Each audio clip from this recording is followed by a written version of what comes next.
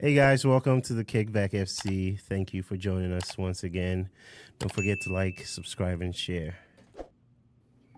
Welcome back to the Kickback FC, your go-to spot for unfiltered, real talk, all things about soccer. We're breaking down the biggest moments, hottest takes, and everything you need to stay plugged into the world's game. We'll even tap into some other sports from time to time because if it's big in sports, we've obviously got some thoughts on it. Whether this is your first time with us or you've been rocking with us from the jump, again, I just want to say thank you, thank you, thank you to all of our friends and supporters.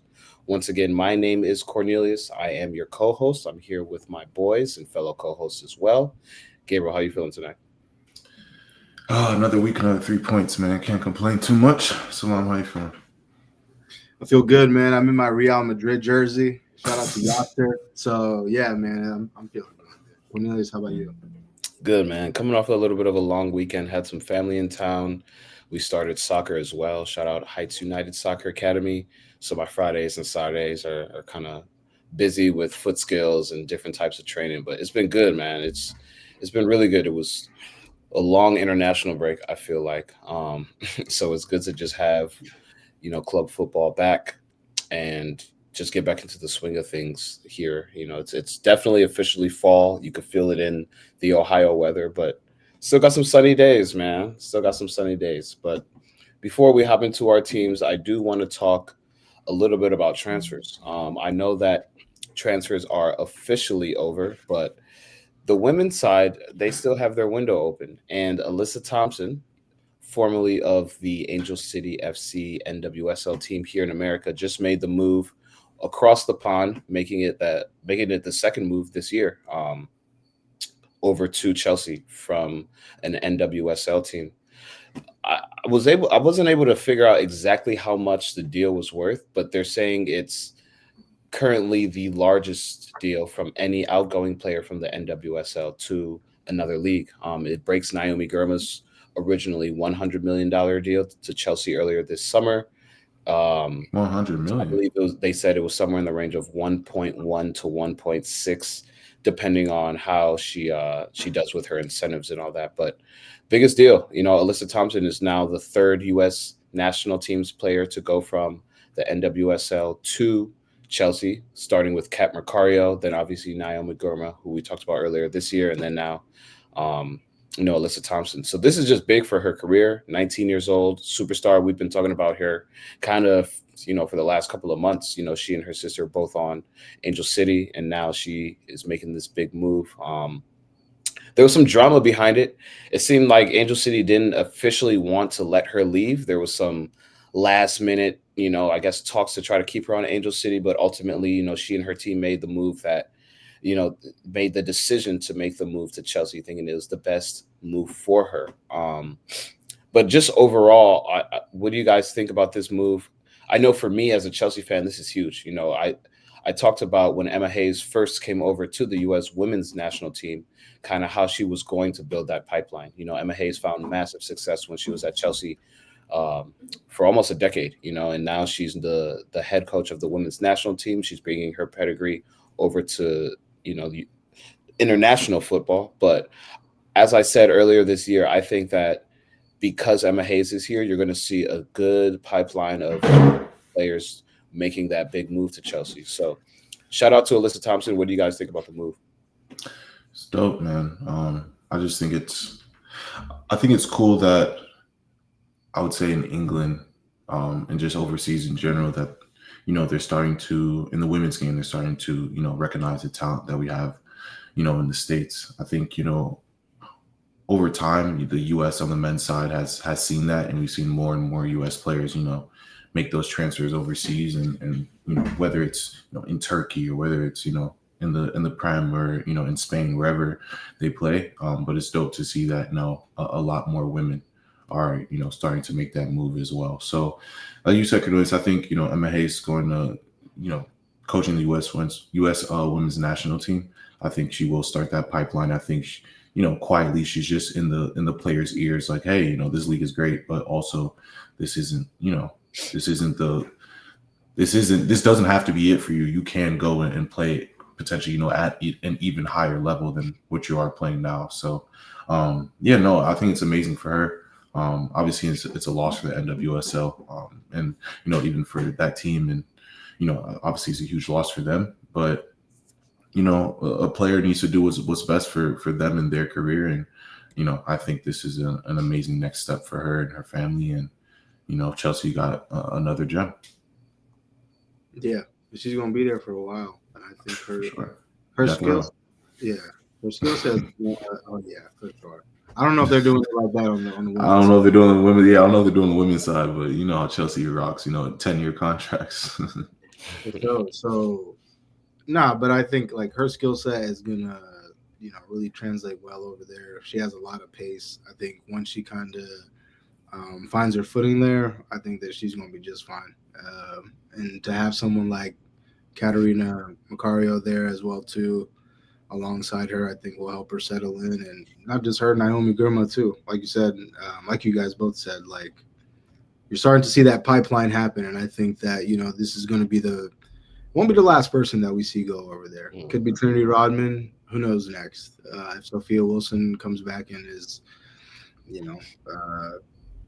hits the ground running and playing like the way she was before, I don't see why she wouldn't go over there. So shout out to Chelsea, man. They definitely have a formula there, and I don't really see anybody knocking them off the top anytime soon. And like you said, Gabriel, I think it's great that they're starting to recognize American talent and see that, at least on the women's side, that we can contribute in a big way and, in some cases be, a go-to person. Yeah, no, I think maybe not by this like the next Women's World Cup, so 2027, maybe not by that summer, but I think will be 2031. That's the next Women's World Cup after this. That's the next one, but the one after that. I think by 2031 World Cup, I think we'll see the majority of women be playing in England or just outside of the NWSL on that World Cup squad, and kind of how the men are now. With most of the squad not playing in the MLS, I think we'll start to see that. On the women's side, most of their players playing in the NWSL or not the NWSL, sorry, the Women's Premier League or just another team in Europe. So I think that's on the horizon over the next couple of years. But it's just this a little hot take. On that topic, there was a really good article I read from the LA Times by Kevin Baxter. I want to shout him out because I thought it was a really insightful article. It's named "Can't Even Say Her Name. Angel City Handled Alyssa Thompson Transfer in an Odd Way." It's not too long of an article, but I do want to tackle some of the bullet points that he put at the top of the article. So this writer, Kevin Baxter, says Angel City coach Alexander Strauss refused to say Alyssa Thompson's name about her transfer to Chelsea in a press conference.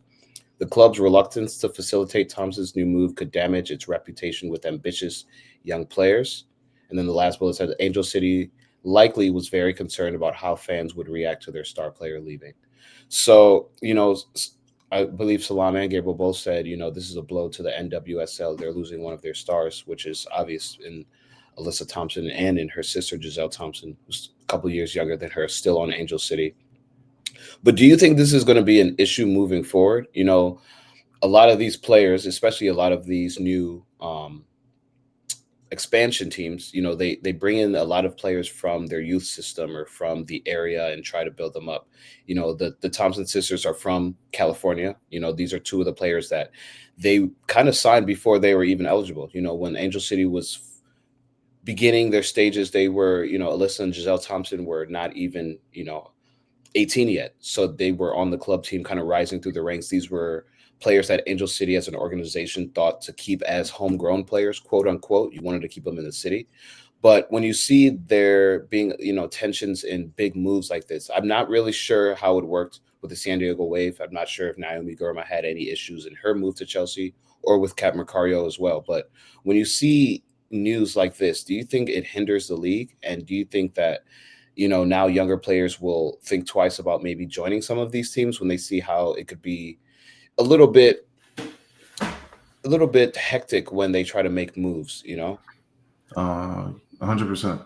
I mean, the football world is small. I mean, it's big, but like in the grand scheme of things, all these teams talk, all these owners talk, and especially all of the players talk. So you know, with a situation like this, I think, you know, a player of Alyssa Thompson's talent, or just any player in general, may look at that and say, well, I might not want to go there because I know my talent, and maybe I have aspirations to play overseas or play for a bigger club, quote unquote. And, you know, if that's going to be an issue for this club in the future, these owners in the future, then maybe I don't want to go there. So yeah, I 100% think that it will impact. I think it will impact, you know, this club, and I think future clubs if they decide to go that route. I think it's a little bit different on the men's side, but yeah, I mean, like you said, the women's game is growing over here, and that's just part of the growing pains that the NWSL is going to have to deal with. You know, it's getting bigger, it's getting better. The quality, the talent is only getting better year after year, and it's going to be hard for clubs not to take notice. You know what I mean? So this is part of the growing pains for the league that they're going to have to deal with. They're going to have to sort out. They're going to have to figure out. And, you know, for, I mean, it's just kind of a note to all the owners, like, you're going to have to deal with this in the future. Your star player may not want to go to a bigger NWSL team. Maybe they want to go overseas. And, you know, that's just part of the business. So I don't think it's right what they did, because I feel like, you know, even at such a young age, she's done so much for the club. So I don't feel like they should have, you know, slighted her in that way. But, you know, it is what it is. And people, like I said, people are going to do what's best for them. So, you know, I think moving forward, I think all the clubs should also try to do what's best for them, and try to, you know, obviously retain their players. But, you know, when it comes to situations like this, you have to handle them with some sort of empathy and grace at the same time, you know. So I think it's a mistake what they did, but yeah, we'll see. We're going to see more of this in the future. So I think all owners should just prepare themselves, because this isn't the last of this at all. No, I agree. I agree, Gabriel. I think more than anything, I think it just, like we were saying earlier, I think it really just speaks to the growth of the league and the amount of talented players that we have in here. Because there's a few players off the top of my head that I could probably name that Easy. in a few years, like, you're not going to be here. So like, on from that perspective, it's like, okay, like we were saying earlier, people are starting to recognize that there is talent in America. But for me, I think the bottom line is that here in America, these owners want to make money, and that's just what it is. And I think really the I would say, like, the tough part about this is the timing of it, because you look at Angel City, they're sitting in 11th place, 23 points. They're 3 points off the playoffs. So, you know, if you're a fan of the team, it's just kind of like, how are, like, we're in the mix, and you're kind of, you know, shutting out our chances because you want to make some money. And I don't think that it's just that. I mean, I think you look at, look at the Utah Royals, and you look at the when Ali Centaur left there and she went to Kansas City Chiefs. I'm sorry, not the Chiefs, Kansas City. Current. But the and not just on the women's side though too. I remember a guy, Cornelius. He was actually one of your shout outs one week. It was Tani Aluwasei. Yeah, He was the Minnesota striker that just made he them just the got signed. championship. Yeah, and it's like, but they're looking at them like, yo, we're in the mix, like, in the West. I think, like, one of our shout outs in one of our recaps that drop weekly after the end of every match day, I think someone even said something about how they could potentially make a push for the playoffs. So I mean, the timing of it is really tough, because then now you're looking at it and being like, I thought we kind of had a chance, but if you're going to sell all of our best players, which, by the way, that's not going to stop here in America. They're going to continue selling all the best players, because if they can make some money, they don't care about if it's in the middle of the transfer window, at the start of the transfer window. I think the Naomi Girma one was a little bit easier to kind of cope with because the season hadn't started yet. Yeah. You know, but now if you're talking about a team that, I mean, come on, 23 points on the season, you're only off 3 points, Racing Louisville. It's like, come on, how are you going to sell our best player in the middle of the season, kind of right, the second half of the season. So yeah, from that aspect, these American owners are always going to make money or want to make money. That's the bottom line. So, but at the same time, you could also look at it as we got a lot of talented players in the league. Yeah, I agree. I agree with everything you guys said. I think that was very good insight. Just want to leave with a few Alyssa Thompson and Angel City FC stats. So Angel City FC actually has 8 players under the age of 20 currently on their roster. With this leaving of Alyssa Thompson, they now have 7. That kind of just goes to show the youth that they have on their team and how they're kind of building their squad, around this youth. But on Alyssa Thompson and what she was able to do for Angel City, on May 24th of this year, she converted a penalty against Racing Louisville FC to score the 100th regular season goal for Angel City FC. And with that goal, she also became the all-time leading regular season goal scorer for Angel City with 15 goals for this club. Again, this is an expansion club. So, obviously she was one of the first members of the team, but she also had 25 goal contributions for the NWSL, which is she's the youngest player to do it. So you're kind of just seeing who this player is in Alyssa Thompson. And like Gabriel said, Chelsea, you're getting a baller. So shout out to Chelsea. But I'm really excited to see what she does. She came on, like Gabriel actually just reminded me that before we started recording, she came on this past weekend. She played 45 minutes. She came on as a sub in the second half. Didn't have any goal contributions or assists, but 16 of 18 from passing.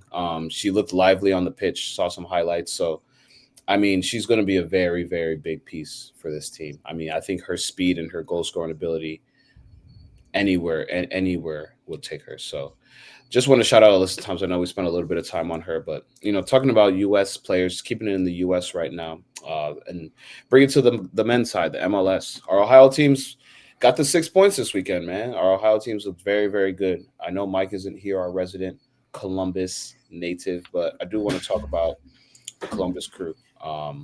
Very, very awkward win, very weird win. Started the first half 5-0. Looked to be one of the best teams I've seen in a while.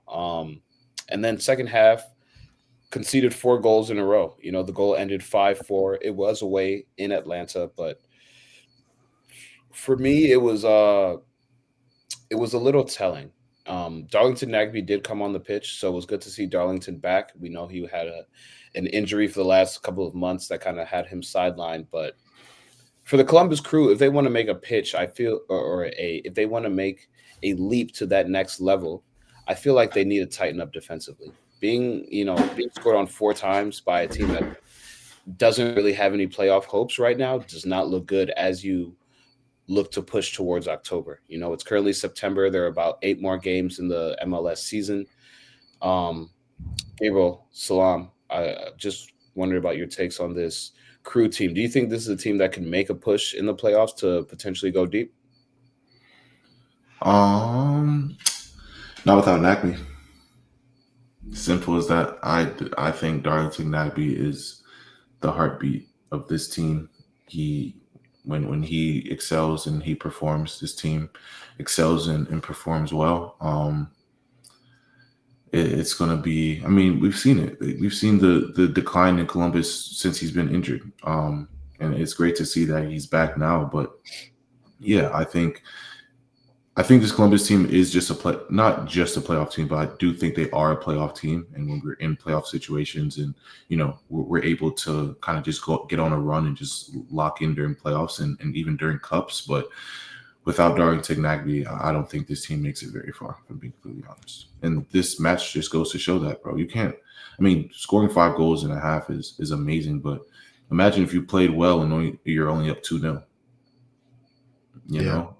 You can play well and not score 5 goals. You can play well and score 2 goals, 3 goals, and yeah, you're still up 2-0, 3-0. But allowing a team to score 4 goals in the second half is, as players and even the coaching staff, I'm sure they're looking at the match like this is a terrible match from us. Mm-hmm. I bet you after the match, I bet you everyone was pissed, and the locker room was sad as if they didn't get 3 points. And they're going right back to the drawing board because, once again, why did we let in 4 goals and a half after completely dismantling the team in the first half? So it's just luckily they're able to, of course, get away with the win, but concerning, very, very, very concerning. Yeah, no, I agree. I think Nagby definitely is the heartbeat of that team. But Mike's been saying this for a while. I think the biggest I think advantage that the crew have is their coach. And I think as long as they have Wilfred Nancy, and obviously Nagby has to be healthy, he has to be there for us to have, for the crew to have Freudian slip, huh? a chance. No, and I'm glad I actually you brought that up because I wanted to address the fact that you said Mike was the Columbus native. There's only one Columbus native I here. knew that was gonna ruffle your feathers a There little you bit. Mike is go. from Ghana. Mike is from Ghana. He was born in Accra.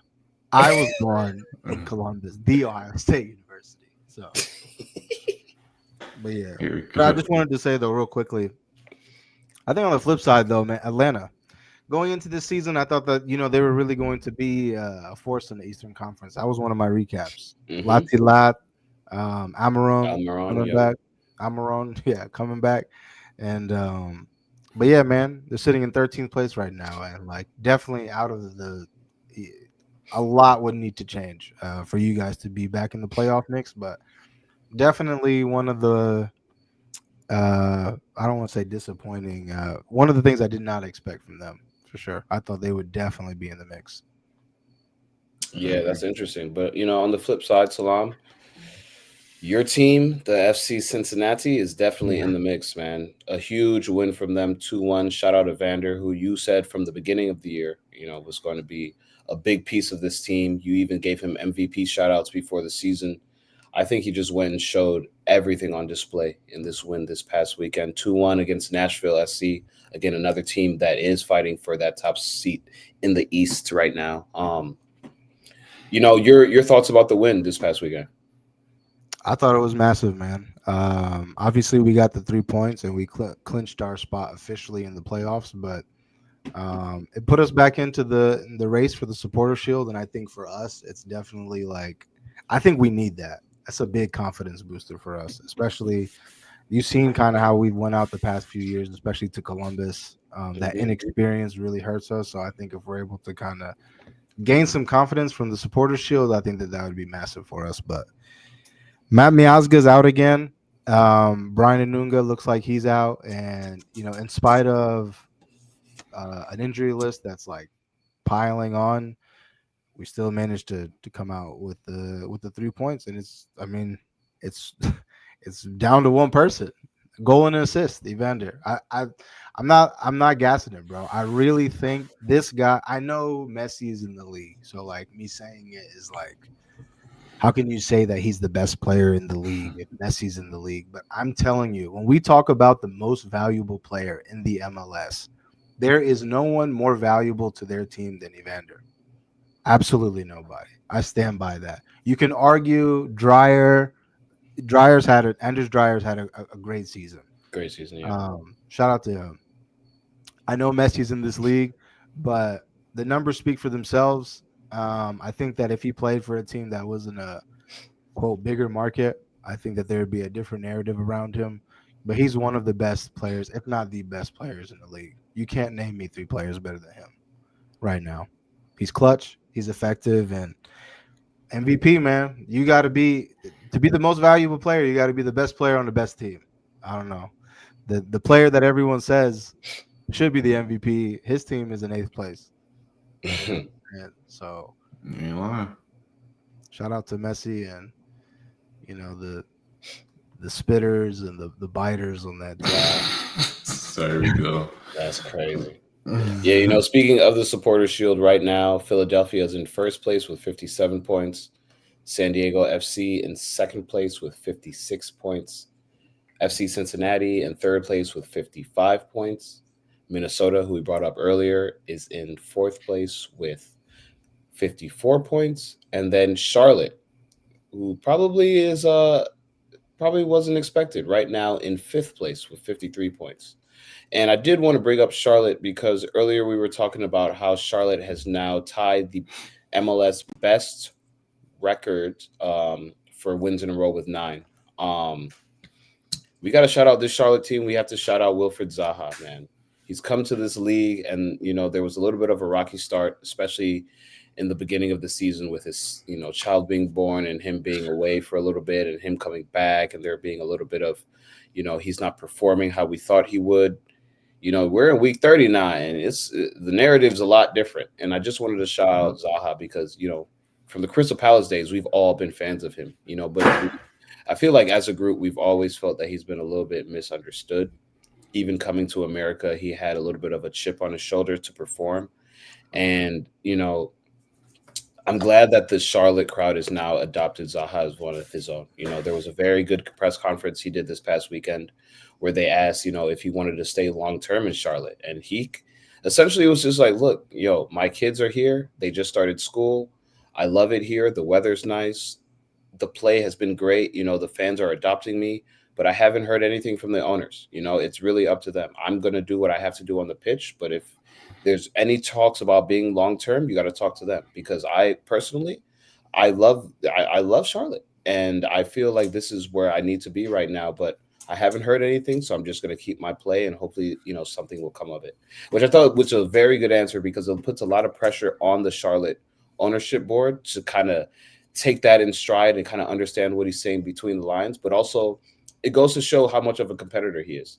Whether or not, you bring up the business side of things, this guy wants to perform on the pitch. And I think in the last 9 weeks, clearly he's shown that he can be a leader. He can be one of those guys that brings this team to the top of the Eastern Conference, which he's currently doing. So how do y'all feel about Zaha and then this Charlotte team? Do y'all think they're a threat to go deep in the playoffs? If you've been following our weekly recaps, I've been on the Charlotte team all season. This team, I said, in the beginning of the season, it's going to take a while, not a while, but a little bit for this team to adjust and Zaha to settle in, and, come and get close to the end of the season, we'll still start to hit this stride, and look at us now. I mean, look at us now, man. Nine matches unbeaten. They haven't lost in months, bro.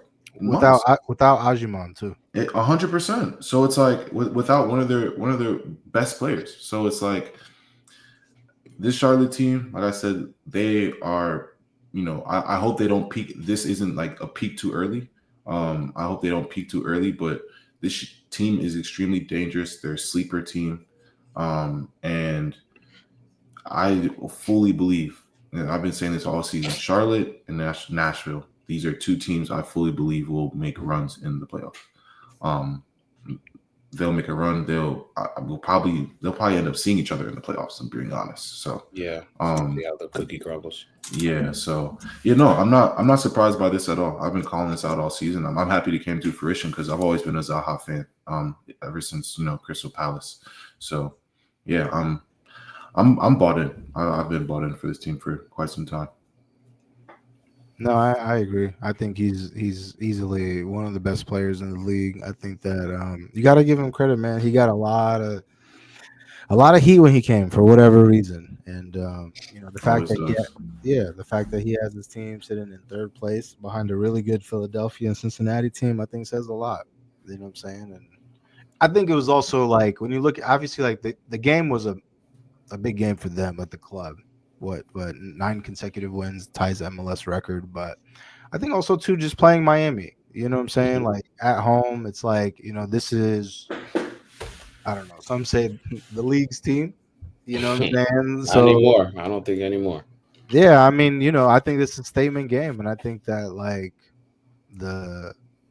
personified in the penalty that he won for them at the end. And I don't know. I was saying it to Gabriel earlier before we started recording. Like, he could have took the goal, but he gave it up to bruh who was on a brace. Yeah, had a brace and was on a hat trick. So like, shout out to him, man. I think you can't hate on him, man. He's a good player and he's a good teammate. So like, I don't know. I think, but yeah, the top 5 in the MLS on the East: Columbus, Nashville, Charlotte, Cincinnati, Philly. I would even say Orlando, bro. I like Orlando. Yeah, bro, it's about to get it's sticky in the East, bro. Like, I mentioned, we're talking about it a little bit. Like the West is, I feel like it's it's stacked up a little bit different. You kind of have your heavy hitters, and then, you have your other teams. But the East is stacked. Like, I don't know, depending on how the cookie crumbles come playoff time. That's why seeding is going to matter so much. Like, teams you just don't want to see. Yeah, we might have a blockbuster match, round one of the playoffs. Round You know one. what I mean? So if we're to end today, we would play Chicago, which is a good match. That's a good matchup. I would rather see like if you don't see Chicago, it's Miami. Miami. They're sitting what, 7th right now, 8th. They're sitting in 8th. So I mean, if they drop to 9th, and I mean they have a few games in hand, but it doesn't really seem as if they're really doing that. But I did want to shout out Messi, man. Messi said he pulled out of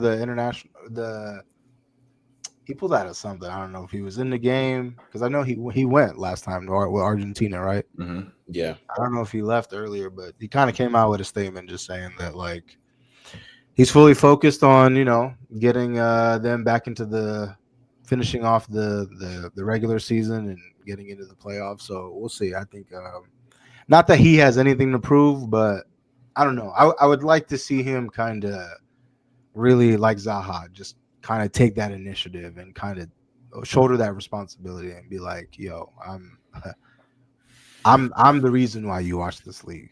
But we'll see. Yeah, man. I agree with you, Salam. I think, Argentina's got his thing going right now. And Messi always has a spot on that international team. World Cup isn't until next year. There are still about 1 or 2 more matches left in the World Cup qualifiers. So if he really wants to play, there's no one in Argentina that will say no, but I feel like right now he needs to focus on the league because, playoffs start in October and we're about a month away. But the last topic I want to talk about, and I feel like we have to talk about this, is this Philly smashing, bro. Vancouver, who I didn't talk about in the top 5 of the Supporter Shield, but they're sitting right outside the top 5 in 6th place, 1 point behind 5th place Charlotte, who has 53 points, Vancouver with 52 points. Thomas Mueller came over doing bits, fam. 7-0 smashing of Philadelphia, who currently is in the 1st place in the Eastern Conference. Kind of made it look like light work. This Vancouver team I've been talking about, kind of like how Gabriel's been talking about this Charlotte team from the beginning of the year. I love their outside wingers. The attack that Vancouver has is very, very crazy with Jaden Nelson. They now added Thomas Mueller. Sabi as well. Shout out Emmanuel Sabi, our African brother. But this Vancouver team, very, very scary. Sitting 3rd place in the Western Conference right now behind San Diego and Minnesota. They're a dark horse. They're a very, very strong dark horse, though. How do y'all feel about, maybe them going deep into the playoffs in the Western Conference? I mean, them and San Diego. Those are the 2 best teams to me. Yeah.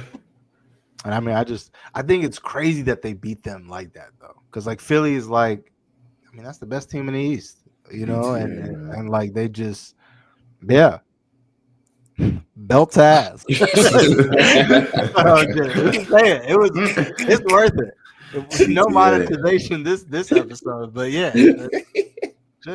But I mean, that's the best team in the East. For them to beat them 7-0, and yes, I know that Mueller got some penalties, and it is what it is there. But I think he's like exactly what they needed, though. Because like you mentioned, Cornelius, you have the Jaden Nelsons, you have the Sabis, you have these youngsters, Seb Berhalter. To have a guy like Thomas Mueller there, I think is massive. And then Brian White as well too. Whenever he comes back, I think like that experience really is going to help them in the playoffs. So, I mean, Western Conference Finals, I would have to say those 2. Like if it came down to it. If it were to end tomorrow, I would say I would have those 2 in the Western Conference. Love it. Yeah, no, I think we can all agree with that take. It's fall ball, man. The weather's getting a little bit colder. Air temp is dropping a little bit during these nighttime games. You're seeing players with gloves. You're seeing Under Armour start to come back up. Yeah, it's about that time. The playoffs are right around the corner, and I feel like this is when teams start to really just lock in and, this last 8 weeks is going to be very, very telling on how teams enter the playoffs. So it was fun week in the MLS. I think we've seen some of the craziest score lines that we've seen all season, and I think it's just continued to be like this. But jumping to the other side of the pond, want to get to our teams here really quickly. We got to start with the Manchester Derby, last match of the weekend. As tradition goes, if you don't get the 3 points, if you take that L, you do go first. And this one was a little weird because I feel like we all kind of were on edge, not on edge, but we're kind of all kind of on eggshells trying to see how this game would turn out. Ruben Amorim has been not stellar to start this year. Losses to Grimsby earlier in the FA Cup. Now you have a very, very tough test after an international break where you weren't able to, train with your team leading into the match as well as you would want. So for me, I kind of thought it would be City to win this match, but United didn't look good at all, bro. And I know you guys have some injuries. You guys are missing some players. But Salam, I asked you about the lineup before the match started. You weren't impressed. Obviously, with the 3-0 scoreline, probably less impressed. What were your biggest takeaways from this match? That if the manager keeps this up, he will get himself sacked. At this point, I really enjoyed the international break.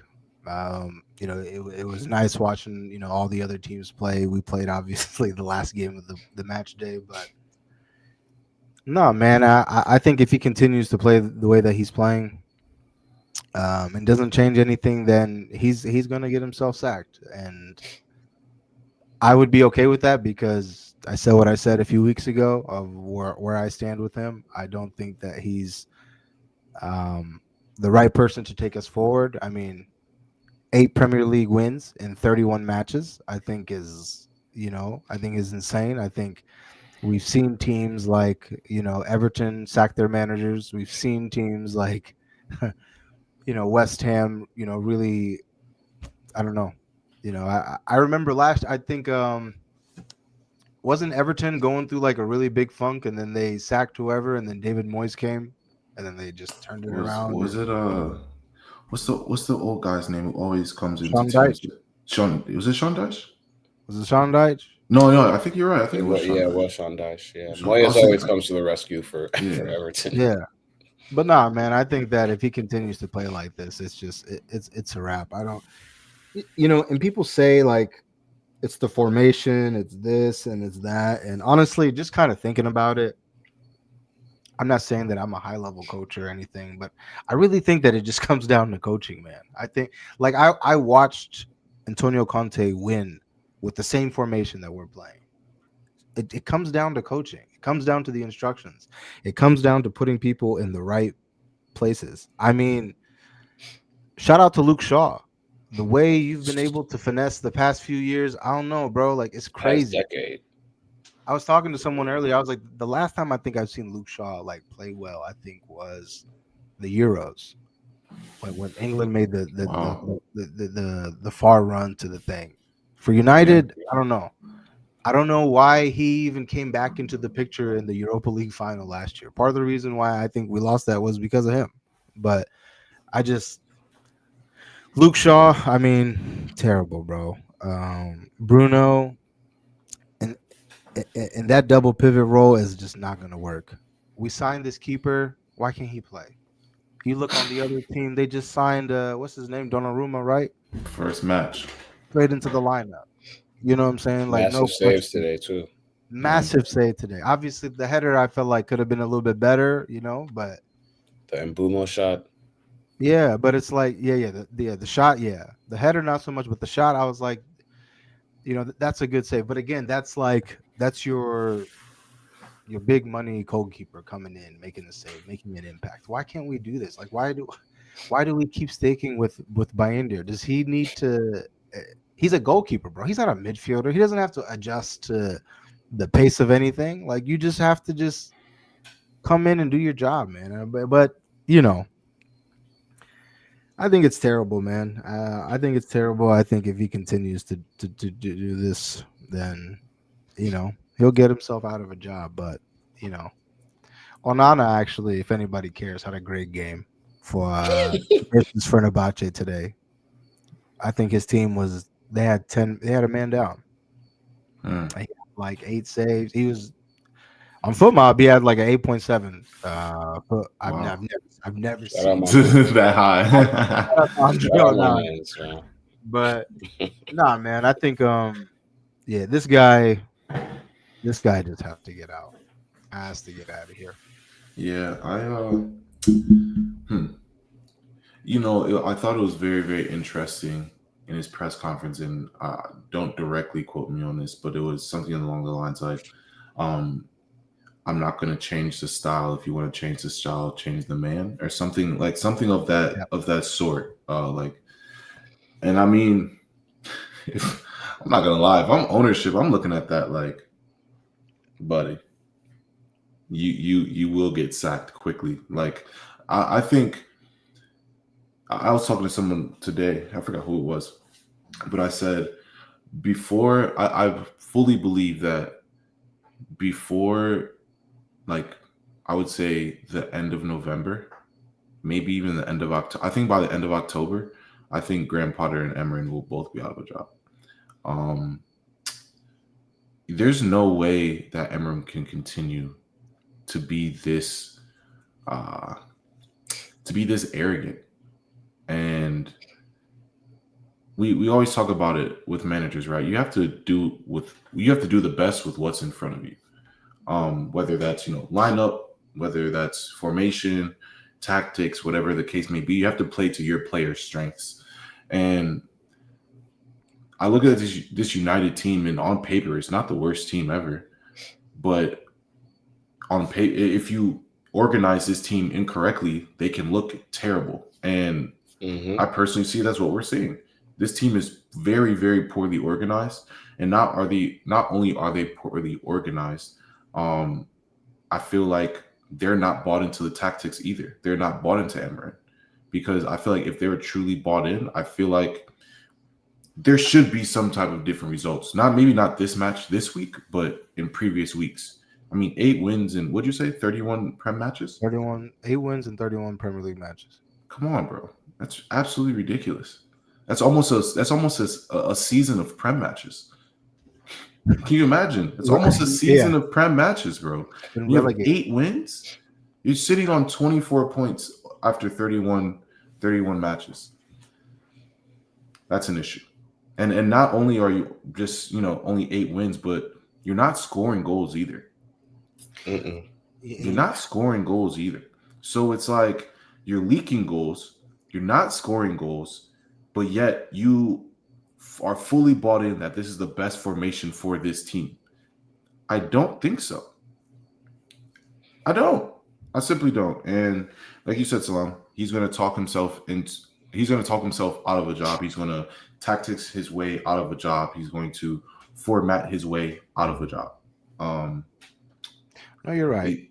It's bad because I don't think I don't think any of us would put up with this with any manager that we support of our teams, and as a United fan, I mean, Cornelius and I were watching the game with Zion and a couple other Ashton and Gerard, a couple other Man United fans, and I'm just sitting there like, bro, after it's to the point where like I don't even like watching United.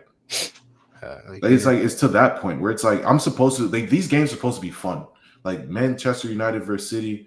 Even just watching United play is supposed to be something like, okay, United's on, I'm gonna toss that on. But it's to the point now where it's like, bro, I'd rather go watch Bournemouth Brighton. Swear, like I might go watch a Brentford Chelsea over watching Manchester United, which is crazy to me. It's crazy to think about. So yeah, no, you can't be this stubborn, man. You have to change with the times. I feel like this is very old mentality, and I mean, he'll come to find out. Yeah, no. Lastly, to your point about like him saying some of the stuff that he was saying in the press conference, like I've seen this before with guys that right before they got sacked, they started talking crazy. Jose has done this. Ten Hag has done this. I've seen a lot of people do this. But to your point, the decisions, I just and the stubbornness to not admit that like whatever it is that you're doing isn't working. 8 wins in 31 Premier League matches. You take out Lenny. We play once a week. You take out Lenny Euro and you put in Harry Maguire Harry Maguire. to defend against Insane tactics. one of the most tenacious strikers in the world, right? Yeah, bro. That's our manager, bro.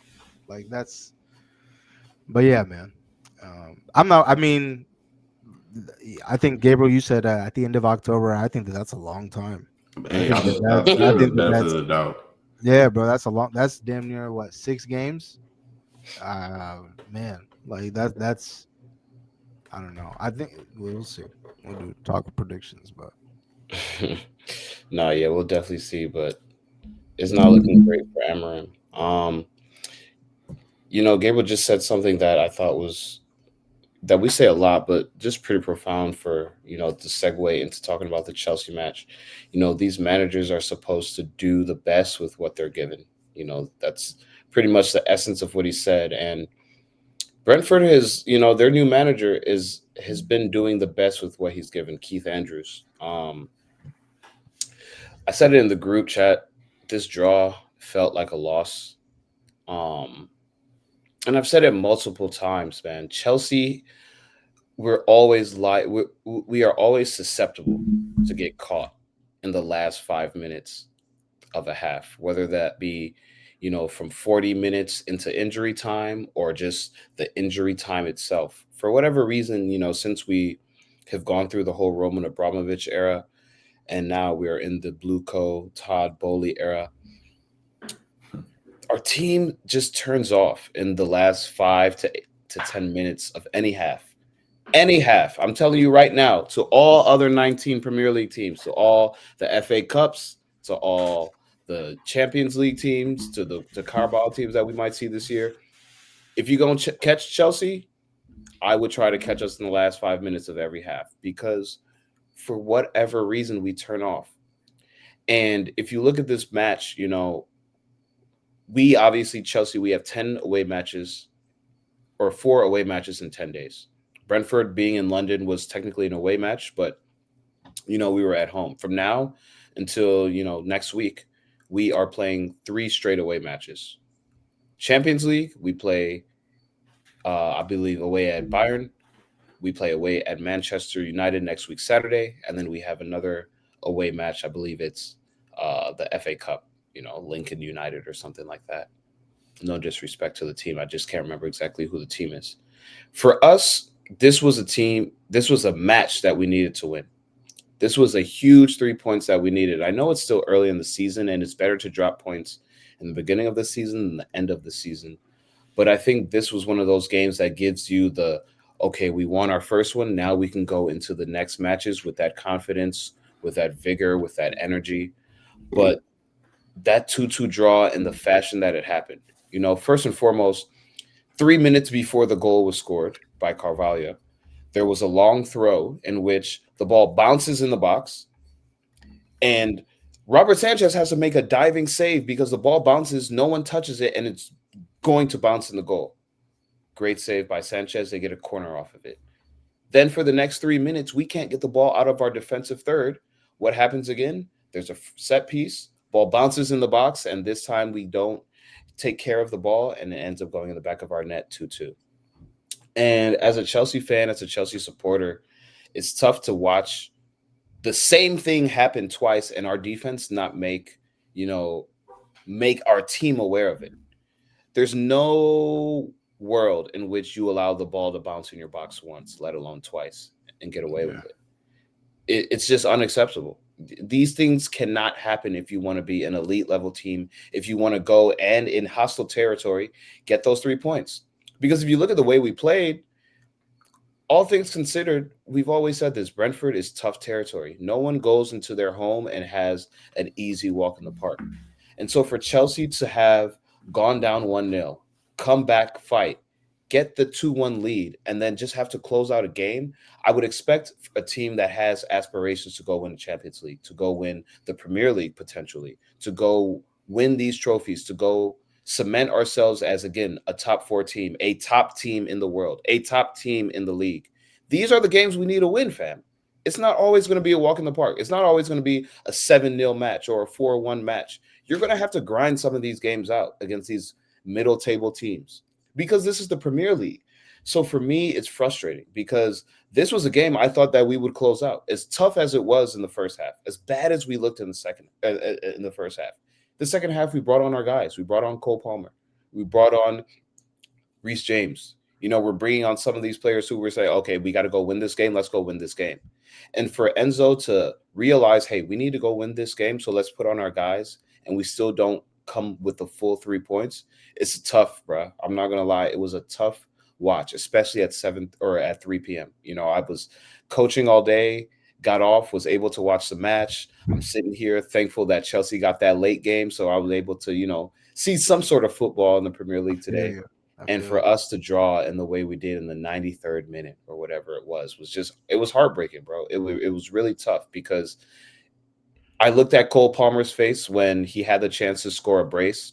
And, you know, it was a saved ball. And I looked at his face because it got zoomed in. And even you can tell as an athlete, he was like, I should have scored that. I should have scored that. I should have scored that. I should have scored that. And if Cole Palmer gets that second goal, maybe the game ends 3-2. Who knows? Maybe it ends 3-1. Who knows? But keeping the game 2-1 just gave Brentford the belief that they could always come back and equalize. And at the end of the day, they have the fans. They had the momentum, and they did. So I want to say shout out to Brentford. You know, shout out to Keith Andrews because this is his first appointment as a manager in any world football, you know, and to be at the top flight, to have Chelsea as your 4th match of the Premier League season after an international break. It just goes to show that sometimes when you do stick with your tactics, sometimes when you do have that belief in your team, and when your team has the belief in you, sometimes you can grind out, you know, a result like this. So it was a tough draw for Chelsea. Like I said in the group chat, or like Mike said, it feels like a loss, to be honest, just because of the way that we conceded at the end of the match. But I think this is a wake-up call for us, you know, that, yeah, we think we're the best team in, you know, after this Club World Cup, I feel like a lot of players got a little bit of era, you know, we're good. We're that team that can go and compete with anyone. But this match goes to show, like, hey, this is still the Premier League. Hey, there are still teams that we might not take serious that can still take advantage of us if we turn off. So it was tough, man. I don't know if you guys have anything to say about the Chelsea match, but as a Chelsea fan, this better be an eye-opener that we can't turn off in games, because if this is the way that the league's going to go, we're not gonna achieve what we want. I think this just kind of goes back to what you're saying earlier this season. Like, you guys will score goals, but you'll get goals scored on you, and that's kind of the dangerous game that you're playing. Of, we'll score, but can you keep goals out? And they're in that kind of risky, I guess, environment that your team has right now. You can't afford to keep games close. Like, when you score, you have to keep scoring and kind of pull away. So then, even if you got to, bro, you even said it, defense is the weakest point of your team. So if you go up 2-0, you need the dagger, because if you don't get the dagger, your team isn't defensively sound enough to go and see that match out. Like you said, 2-1, Cole Palmer, or one, I think it was 1-1 or 2-1. 1-1 at the time, yeah. Yeah, it was 1-1. Cole Palmer has that chance. He scores that, and then you get another goal after that. But I mean, if he scores that, like you said, it might give you the extra boost to go, hey, when you get that third goal, now it's, you know, now even if Brentford score, it's still 3-2, and yes, you're underwater for maybe the last 10 minutes, but you still have the lead, and you have to protect it. You know, it's I don't know. This Chelsea team, I think that if you allow a team to score 2 goals on you, I think it'll be a draw or potentially a loss. The other team will get a result if you don't score more than 3 goals on a team. I think you have to score 3 goals, and that's what's going to get you results. Offense is going to get you results, not defense. At least for right now, I think defense wins matches. But, you know, for your team specifically, I think if you're not able to score 3 goals consistently, then you're going to see more and more results like this. And it's unfortunate. I mean, tell you, man, I've dealt with all this, dealt with all this way too many times. So yeah, I just I don't see when it's going to end personally. I think you need to buy some more defenders, but Yeah. you know, we'll see. We shall see. Clive Tilsey said it, man. Like I don't know why you guys got all those attackers. You guys should have invested in that back line and that keeper, because that's the reason why I don't have you guys as like serious title contenders. I think that this summer I was really expecting, bringing in some veteran guys, a really experienced goalkeeper, but kind of like what we saw here, like you guys can kind of concede goals like from anything, from anywhere, and Mhm. that's obviously you have what you have going forward, but in these tough environments like Brentford away, it was away, right? Yeah, Away, Brentford away. Yeah. like yeah, you kind of need that experience back there. But yeah, I mean, and hats off to Brentford. Ever since they've entered the league, they've been one of the few London clubs that's actually been able to tag us up. Last year, 0-0 draw at Brentford, Sunday, April 6th, 2024. We drew them at Brentford 2-2, and then we were able to get the slight advantage 2-1 at home. 2023 season, Brentford beat us at home and away 2-0 both times. 2022 season, Brentford 4-1 at Chelsea. So this is a team that's been able to get at us. Every team has that Achilles heel, and I feel like Brentford, whether it be Thomas Frank or this new manager, Keith Andrews, they've been able to figure us out. So I think it's just our Achilles heel. We need to figure out a way to end this. And it wasn't even a low block. You feel me? It was just this team played us straight up, and we weren't able to capitalize on our chances. So again, hats off to Brentford. Got to give them respect. But as a Chelsea fan, I think we just need to do a little bit better in closing out these games, kind of like Salam said. Yeah, and I mean, it's kind of last thing I'll say about Chelsea. Before we get into Arsenal, like people making fun of Arteta for buying defenders every transfer window, I used to be at a point skeptical because we weren't buying the attackers I felt like we needed to up until really this transfer window, but I'm not even mad at him, bro. I retract all my statements about buying defenders all the time, because this sentiment I think goes for every single sport. Defense wins matches, wins games, and for most team sports, defense wins. If you cannot get scored on, if you're the hardest team to score on, you can't lose. You can't. If another team cannot score against you, you cannot lose. It's impossible. The worst you can get out is with a draw. So the fact that you guys didn't, you got Hato late in the transfer window, which is definitely a good signing, and I definitely want to see him more. As hopefully he'll integrate soon. But if you can't keep goals out, you won't be able to do much. And I think Salam is right. Using Thiago Silva, not really replacing him with a veteran defender who's, has that experience. Not saying that your team doesn't have experience, but someone with 10 years, 10 years plus at a high level, I think, it's definitely, your team is definitely missing that. And yeah, man, it's going to be a long season for you guys. This is going to be a lot of results, whether it's a draw, whether it's a loss just because of defensive mistakes. And let's not even get to Sanchez, because Sanchez is always due for one a month. You know what I mean? So I think even come January transfer window, I think you guys will try and buy a defender, because I think your manager sees it too. It's a need. It's definitely a need. Yeah, when Colwell went out, I feel like every Chelsea fan was kind of just in the same mindset of, let's go get a defender. And we ended up not getting a defender. And I feel like now we're seeing, we're slowly seeing what Colwell, because Mike's been big on Colwell and I've been iffy, but just having a experienced defender back there just makes a load of difference. Like you said, Hato, he played today. He wasn't able to do what he wasn't able to show me anything spectacular, but again, these guys have to grow into the Premier League. This is He started. Yeah, Hato Oh, Salihamidzic. I didn't fully watch the match. I didn't even wasn't even hit. Okay. Yeah, so for me, it was he got subbed off at halftime. He's on the left side. So for me, it was one of those things where we're starting Hato on the outside. We're starting Fofana, who hasn't been a regular starter on the outside. We didn't start Reece James. We started Tosin and Chalaba. So there was a lot of things that this back four has probably never played together in their entire life.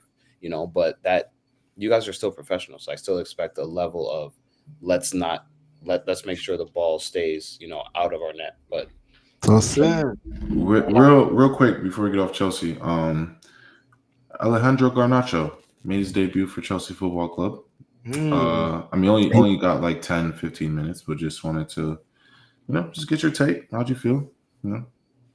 That's a good one, Gabriel. Good question. Just asking, man. Yeah, I was hoping I could escape it. Honestly, what he provides for us, we kind of knew what he was going to bring. He's a flair player. He's on the outside. He's going to dribble in. He's going to try to attack. He's very direct. He's going to try to shoot. I saw him being a little passive. He got an assist today, which was massive, or yesterday, I should say, which was massive. So shout out to him. No 007 agent on our side. But at the end of the day, you have to be a little bit more he has to be a little bit more cerebral when he plays with us on Chelsea. A lot of players or a lot of people on social media were a little attacking him a little bit because they thought he was responsible for that second goal. I do not put the onus on him. I don't think he was fully responsible for the second goal. As I said earlier, the ball bounced into the box.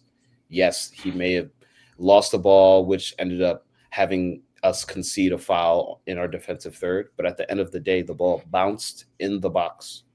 And no one on our team, none of the 11 players on the pitch for Chelsea Football Club was able to clear the ball or figure out what to do with it. So that's on us, 1,000,000%.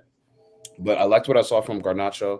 Obviously, he's going to have to grow into the team. There are things that we're going to have to figure out, with him on. He's a different type of player than a lot of our wingers. But he's kind of like Neto in the fact that he's direct, and we know that he wants to shoot, he wants to score. With Chelsea, I think he's going to have to take a step back because we do have players that demand the ball a little bit more in Pedro Neto, in Joao Pedro, and Cole Palmer.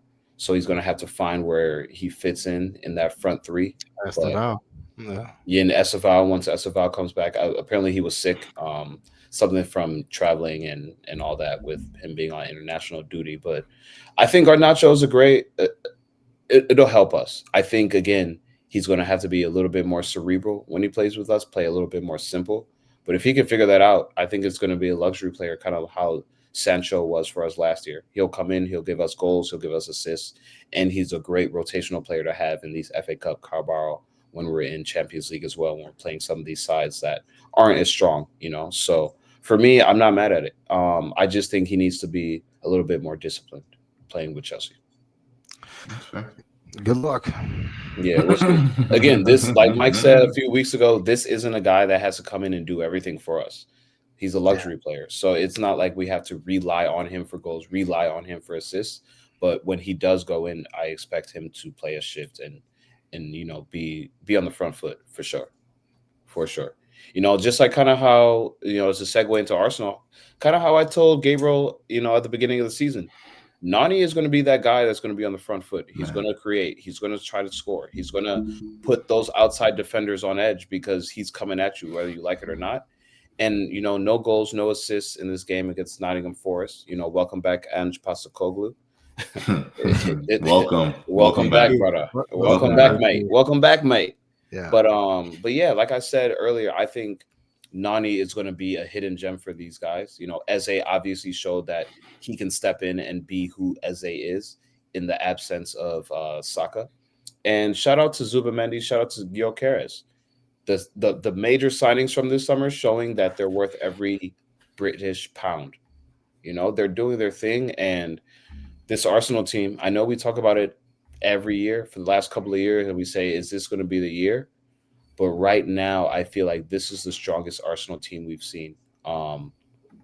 Without Saka, with Odegaard not really showing the Odegaard we've seen in the last few years, they don't seem to miss a beat. And I think it's because they were able to bring in players who can pick up the slack and more than that, put the team on their back. Zubimendi brace, very fantastic game, set pieces, just playing in between the lines, being a true midfielder. I don't want to talk too much because this is Gabriel's team, but 3-0. How do you feel about the win and moving forward, going into Europe and with this team? How do you think you guys fare just on a world scale? I mean, I think we fared well. Just speaking about this week's match, yeah, I had a weird feeling like, oh, will there be like this new manager? Like, whenever team gets a new manager, especially like we're playing away at Nottingham Forest, they'll be up for it. They want to prove to the new manager this and the third. But from the jump, man, I felt pretty comfortable. This is a manager that we kind of know, and if I'm being completely, I mean, seriously, we definitely know Big Ange, So, yeah, I didn't really feel too nervy about the match. And if I'm being completely honest, I think this just goes back to how defensively sound I feel with our team. We didn't even start Declan Rice this match. He played heavy minutes for England over the international break. So we had Marino come in. Odegaard unfortunately got, the shoulder is bugged him again and forced him to come out, I think like the 20th minute. But with Nwaneri coming in, Moreno, Zubimendi, that midfield three looked very, very strong against this Nottingham Forest team. So, no, I think overall the manager made the right decisions. Like we said, we have Champions League coming up this week, so I'm sure he wanted to save some guys' legs for that. And it's unfortunate with Odegaard not being able to, probably going to be out of the squad for a couple more weeks, depending on, how bad this shoulder injury truly is. And I mean, pray to God he doesn't have to get surgery on it either. But no, I think this team is doing exactly what they need to do. And for me, it just comes down to, once again, bro, clean sheets, man. Like, just don't get scored on. This team really didn't do anything that was too threatening. Let's not even give them a sniff. Let's not even give them any type of inkling that they may be in this match. You spoke on a little bit earlier. Nani Madueke, man. Like I said in this is our season preview episode, I was disappointed at Arsenal fans, starting a petition wanting this guy to not join the club and blah, and this and that and the third. Yeah, shut all of them up today. Mm-hmm. Shut all of them up, or not? Or was it today? No, it was yesterday. Shut all of them up. No goals and no assists, but if you watch the match, you can clearly see his impact. Their left back could not contain him whatsoever. He was beating guys left and right, swinging the balls in, just combining everything. It was a great performance by him, and then also on the opposite side as well, Eze. I believe his first start in an Arsenal kit on the left-hand side, didn't even play in the 10 role, and look good, man. Provided an amazing assist, that if other players were in that position, I don't think they're putting a ball on the platter for Gyökeres to just tap the ball in. We joke about it. I think Yasser joked in the group chat, is if Martinelli was to get that ball, I don't know if it's played right there. Personally, it might. Not with his left foot. Not his left foot. A defender may get a deflection. It might be too close to the keeper, something like this. But I mean, as a perfect ball, Gyökeres is exactly where he needs to be. So no, I'm very, very happy with my team and how they performed. Obviously, Zubimendi, a brace. I think they said he scored, I think, like 13 senior goals in his career, and 2 of them were with Arsenal this past match, which is crazy. So yeah, I think this team is doing exactly what they need to do, and it's good to see that not only when we're down players, that this team is continuing to perform and create chances and just be clinical. I think Gyökeres helps with that a lot. Again, Gyökeres, I don't need you to be involved in the buildup. I don't need you to tiki-taka, bro, score. and that's exactly what he did again today. 3 goals in 4 matches. Can't ask for more there. Eze already coming in, assist already. Madueke, his time will come very, very soon. I'm not worried about him whatsoever. And I think, obviously I don't want Saka to, not be on the pitch. I want Saka to be on the pitch every time he's available. But I think this run of matches, it will be amazing for Madueke. I think, if Saka was healthy right now, obviously he'd be starting and Madueke wouldn't be getting as much time. And it's harder to, kind of get your groove when you're coming off the bench, maybe only 30 minutes, 20 minutes here. But I think the fact that he has, a couple matches to gel with the first team, get his groove as a player and get his confidence going in an Arsenal shirt, I couldn't be happier about it. So, I'm just really just looking forward to, Champions League starting this week, and we have a big Premier League match next week as well. So, Yeah, I just wanted to say quickly, the Arsenal game and the United game were the only games that I really got to watch in full over the weekend. I was really impressed with what I saw from Eze. I thought definitely, kind of backtracking a little bit, going into the game, was it no Saliba, no Odegaard, no Saka? No Havertz. Yeah, this was the first time where I was like, wow, this is kind of going to be a big test to kind of test their depth early. But I feel like you said, Cornelius, all the new guys did well. But Eze, I don't know, man. I know I said Muhammad Kudus. Voila, man. I know I said Muhammad Kudus could be the signing of the season. And I mean, if he keeps it up, I think definitely he should be in that conversation. But bro, this was already like one of the best players in the league, and then now it's like he's like in one of the best teams in the league already. I don't know, man. I thought he looked really well, and I'm curious, whenever this team looks full strength, what does this team look like? Because I don't know, just over the weekend, I know we lost 3-0 versus City, so on the surface you may be like, oh, they must have thrashed us, but like I don't think Man City's like that good this year. Man, we'll get into predictions, but I don't think that they're that good this year, man. And I think like Liverpool got bailed out again. By shout out to Hannibal Medbury. Jeez, man. Yeah, I mean it's just a moment like that, man. You can't make that up. It just seems as if like it was so. And the thing is they defended so well. They executed that game with 10 men down 10 men for the last 20 minutes. Your old Chelsea men. I forgot. Leslie. You said Ugochukwu. Oh yeah, Ugochukwu with his name Leslie. Leslie, yeah.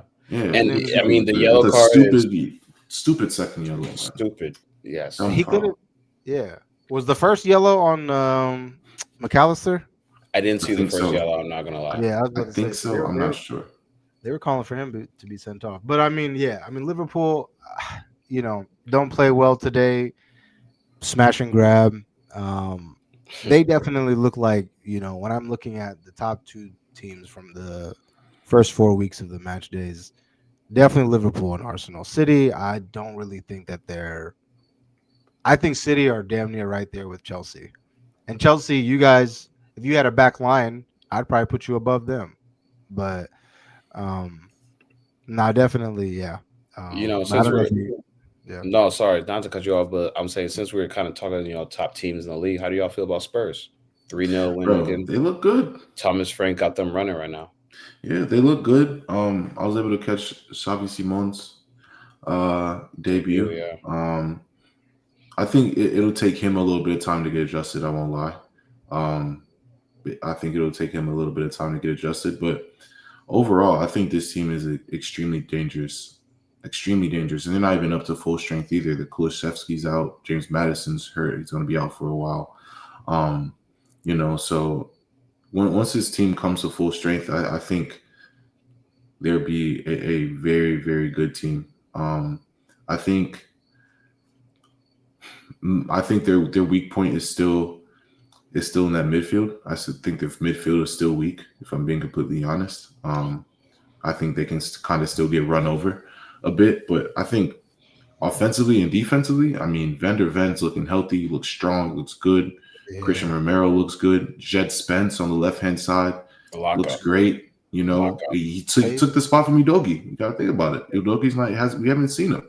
I think his last Instagram said "Welcome to the State Penitentiary" or something like that. Yeah, no, and he's been playing well. Up. Yeah, he's been locking people up. Pedro Porro's been looking good. Vicario, I've been raving about Vicario since he signed for Spurs. You know, so no, this Spurs team looks very, very good. They're always going to score. I think this Spurs team will always get goals, but it's a matter of can they keep goals out. And I mean, so far they've been doing that pretty well. So I think Spurs is a team is a sleeper team. Like you said, Salam, Kudus, man. Yeah, it's like night and day. I love Madueke. Don't even get me wrong. I love Madueke, but bro, I'm looking at Kudus. Like if we would have signed Kudus, bro. Yeah, bro. Smoke. Yeah. Smoke. Oh my gosh. Smoke. He looks like he has a point to prove. He's playing with a chip on his shoulder. He has a point to prove this season. And honestly, I thought it was very weak that West Ham fans were booing him this weekend. Yeah. I mean, I feel like he's always given his all to West Ham. Played through injuries, provided a lot of GA over time, and a bigger team came knocking. I feel like Kudu saw what was going on over there and was like, bro, get me out of here. Mm-hmm. And he wants Champions League football. He wants, to play in front of on the biggest stages. And, that team happened to give him that opportunity and he's taking full advantage of it. He looks great. So, I think Spurs will definitely be a team to look out for. Yeah, shout out Paulinho too, man. I thought he looked really good. I think that's a good veteran signing coming 100%. Back to the Premier League. But no, I mean, I think like to your guys' point, I think Van der Ven, Romero, I think you take out Arsenal and Liverpool, they probably have the best center back pairing, and then Vicario. I would agree. Bro, Van der Ven's really good, bro. Like bro, he's and then Romero's like he's the perfect partner. The perfect he's kind of tenacious. I'm not comparing him to Sergio Ramos, but you need someone who's always down and dirty. Yeah, he's up for every game. You know what I'm saying? He's I like players like that. Every game you know what you're gonna get. Like I'm about to be on it. So yeah, man. No, I agree. This Spurs team, dangerous, bro. Definitely dangerous. Gotta watch out for them. This is the first time that in my entire life I'm truly looking at this Spurs team like y'all got the manager, y'all got the players. Yeah. Y'all could actually do something this year. So how we doing, man, with them locks, my boy? Hey, we had a rough match day 3. But right after the international break, great job, guys. 3 for 1. Everyone's lock here hit. Mike's lock was the one that unfortunately didn't hit. But with the Crystal Palace money line. But outside of that, man, 3-1. Cornelius is undefeated. So right now, one of his locks was a void, and then the other 2 have hit. So, I mean, overall as a squad, we're looking great. Great job, boys. What 50 Cent say? Make some money with me, baby. Be a millionaire. Come shop with the money team, man. We're giving out free plays, free money store over here, Nah, for sure. What do you got? You guys got any shout outs before we get to predictions? Man, I know Pino's kind of alluded to it, but man, I just want to shout out Nani Madueke, man. Seriously, I think, bro. And like I said, even when he got signed before Gyökeres, I was like, bro, I know that we have a winger, great, but we need a striker. But even when he was signed, I said this guy is going to do bits for us. He's going to do very, very well for us. And it only took 2 months for Arsenal fans to. I think this match finally opened Arsenal's fans more. I would say more Arsenal fans' hearts up to Madueke, but. Shout out to you, man, for just keeping your head down, kind of blocking out the noise and just performing for us, especially in a time where we absolutely need you 100%. And then one more, Mosquera, bro. Christian Mosquera. Amazing. We bought this guy for 13 million, bro. 13 million pounds. And he's slotted in for Saliba in that right center back role, and we have not missed a beat. He looks comfortable. He's very good on the ball. Great with tackles. Positionally great. I just can't speak enough about this kid. He's very, very young. I don't think he's 23. I think he's 22, 21. A center back I think we'll have for many, many, many years to come. So I just want to give those two boys a shout out. Yeah, first person I wanted to shout out quickly is just Ruben Amorim. Keep it up. I admire your So courage petty. and your self belief, man. I just keep it up. Don't change anything. But in all seriousness, I did want to shout out Jaden Shaw. Just got traded to the New York Gotham from North Carolina Courage. Scored in her debut in their 2-0 victory over San Diego. Largest intra-league transfer ever. So, dynamic player, one of the best players in the league, going to I would say a contender. Obviously, I don't think that Gotham is in the race for the Supporter Shield, but sitting in third place, they're definitely in the mix. So after a slow start, they're definitely picking up the pace. Yeah, man. Midge Purse is back, and now they just got Jaden Shaw. Esther Gonzalez is firing, so yeah, it should be a good ending for the NWSL season. But shout out to Lavelle, man. Yeah, man. Yeah, of course. Yeah, shout out to Roosevelt as well too, and yeah, man, I'm excited to see what New York Gotham looks like in the playoffs. I'm excited. I think Kansas City is obviously who they are, but Washington too. We'll see. Yeah, I know we didn't really talk NWSL because we didn't have too much time, but it's crazy to see how much the Orlando Pride have dropped since Barbara Banda's been out. Just goes to show again just how good and how important she is for that team. They were top 2 and now they're in 6th place, so it's just tough for them. But hopefully they can figure it out going into the playoffs. To piggyback off Gabriel, man, I have 2 shout outs. My first one is Nani Madueke, man. Again, he honestly is one of the players that I was very, very sad about. I don't want to say upset because I want to see my young boy go do great things, but I just saw something in Nani. He was with Chelsea for 2.5, 3 years. He was 20 years old when he got him, and we kind of saw him grow. And he's 23 years old now. He's kind of maturing. He's gotten that English call up. He won his trophy with Chelsea. He kind of grew up on our team. And so to see him go on Arsenal, and like Gabriel said, the fans didn't want him in the beginning. And I said from the jump, you guys are going to be singing his praises soon enough. He brings more than just what he brings on the pitch. He brings personality. He brings something that I feel like every championship winning team needs. You need that class clown. You need that guy who's going to raise spirits when you may not be in the best of times. And I feel like Nani is going to do a lot that we won't see on the pitch for that Arsenal team. So I just want to say shout out my boy, Nani, my YN. Always love to see you doing well. And then my main shout out today is Sam Kerr, Chelsea women's player. Former and current, when she gets back into form, English women's national player. After being out for 634 days through multiple injuries, she finally made her return to Chelsea. Of course, 100th goal for the club in our 3-0 win this past weekend. There's no one like Sam Kerr, bro. There's literally nobody like Sam Kerr. And I didn't know that she was out for 634 days. I didn't realize that's how long it's been since she's played for Chelsea. And just to go to show that determination, she also had a kid with Sammy Miwi or Christy Miwis. So shout out to them. She was out.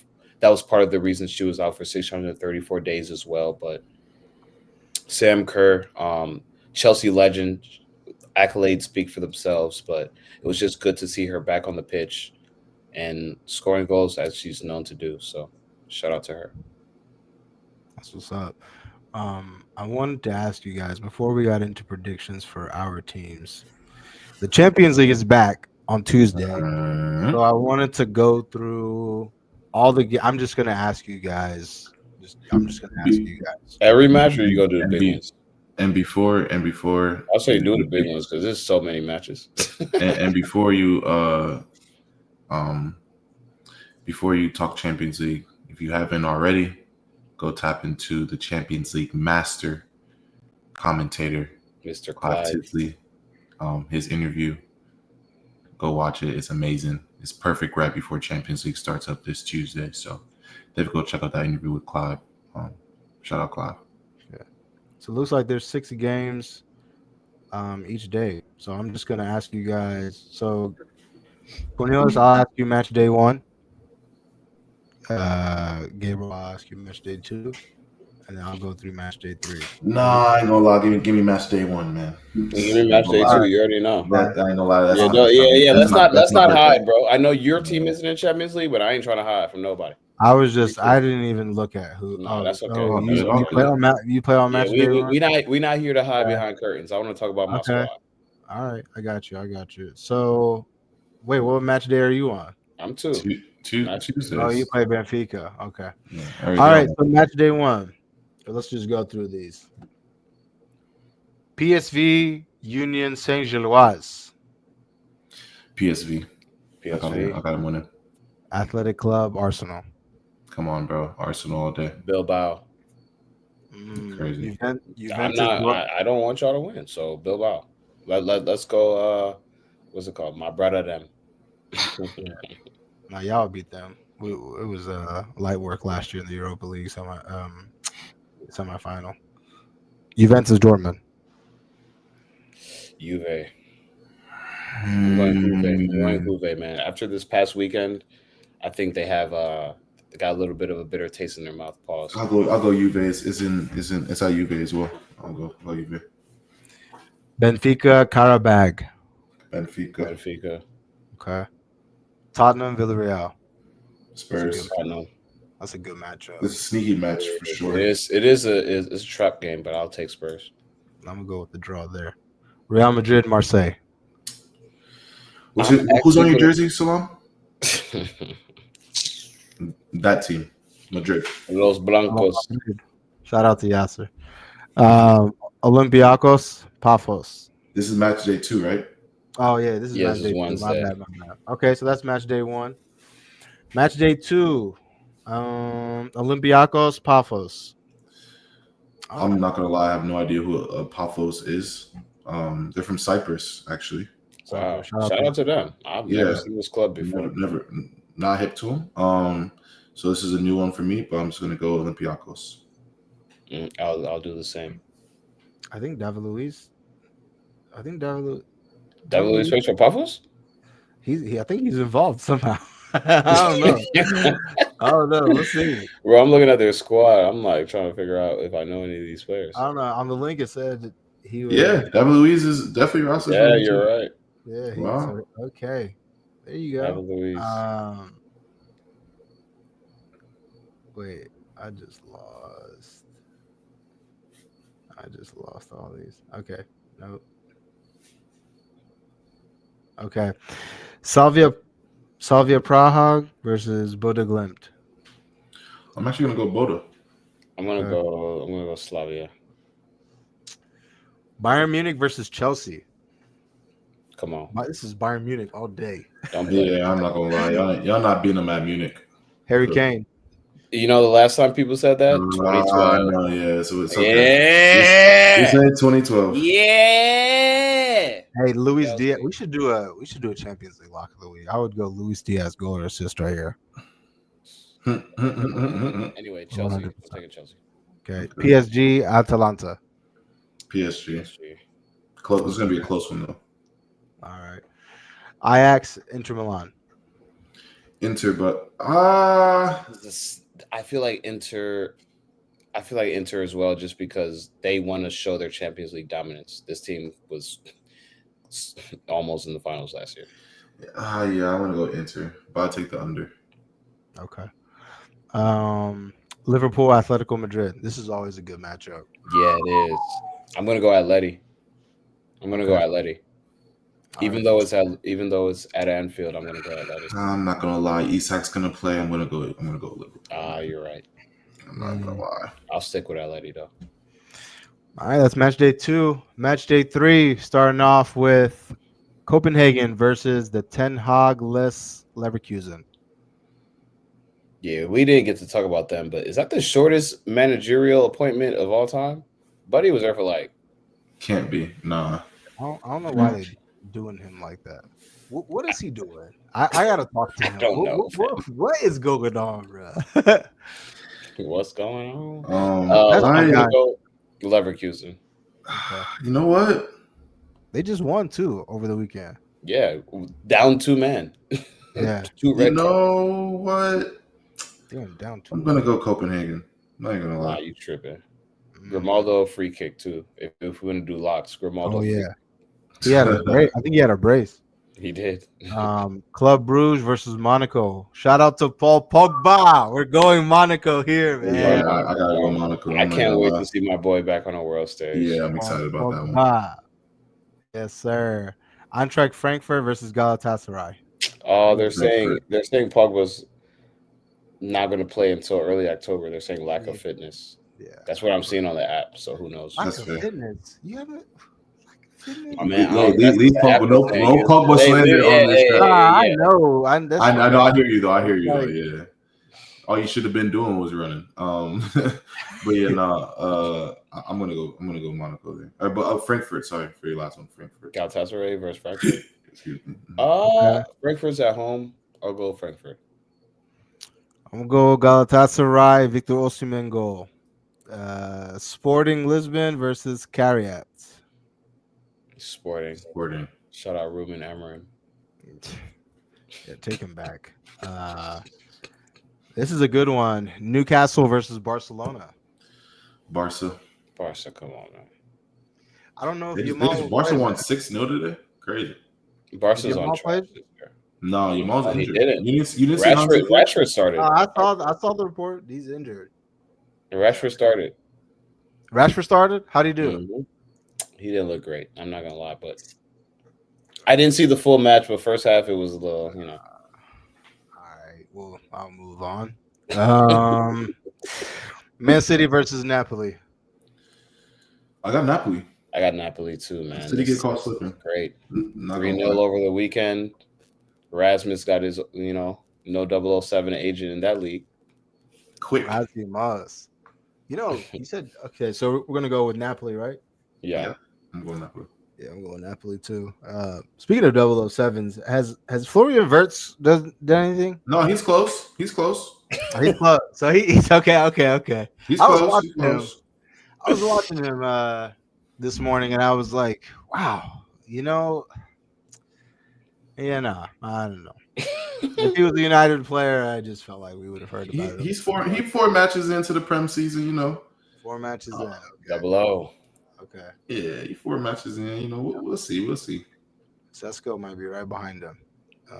Sesko will be right behind him. But yeah, Sesko. I don't see him. I don't see y'all just. There's something cursed with y'all team. Yeah, man. There's something rotten in United that everyone keeps trying to put quick fixes over it, but you need to go and pull open heart drag that rotten thing out of it. Pull all the weeds, fam. The roots are deep. Yeah, fam. Yeah. Nah, I get it. Over the weekend, I had some weeds to pull, and I just put a tarp over it and then mossed it over it. So I get it. Sometimes the quick fixes do work. I do. No, I did that. Yeah, I'm weak. Hey, I'm dead. Yeah, it's crazy. I weeded out my backyard not too long ago. Yeah, bro. And I was thinking bro, I don't even feel like doing this. Put the tarp down. Put some mulch over it. Never see it again. It will stay under there. Let's get into our predictions, man. Man United versus Chelsea. Let's start here. Come I on, said bro. this a few times over the course of this podcast. Form goes out the window whenever we see Chelsea Football Club. We could be at the bottom of the dumps, but whenever we see Chelsea Football Club, it's a get right. And in all seriousness, though, Are you calling get right? He's not. no, I'm He not. knows better. No, than yeah, that. he ain't that bold. I should. You guys have shouldn't. a hard Champions League. I mean, you got two teams, obviously, but you guys have a hard midweek game. I see us getting points out of this game for sure. Which is why I'm surprised we're not playing on Sunday. But Oh yeah, that's the schedule's the schedule.